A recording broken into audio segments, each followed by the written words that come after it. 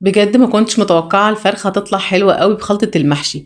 هتجيبي الفرخة تحطيها تتبليها التتبيلة اللي هي بتاعة الفراخ المشوية بالبصل بالبهارات والطماطم، وهجيب خلطة المحشي واحشي الفرخة كده، بس اهم حاجة ما تكبسهاش جامد.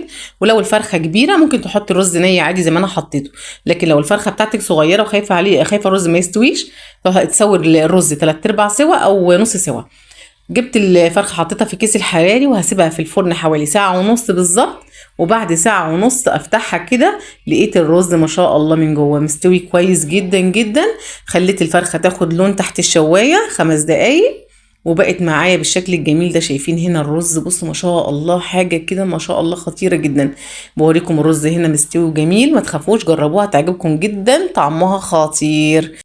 والفرخة دايبة دوب ما شاء الله، حاجة كده في منتهى الروعة. وما تنسوش اللايك الجميل بتاعكم والاشتراك في القناة، وربنا يحسن ما بين ايديكم. باي باي.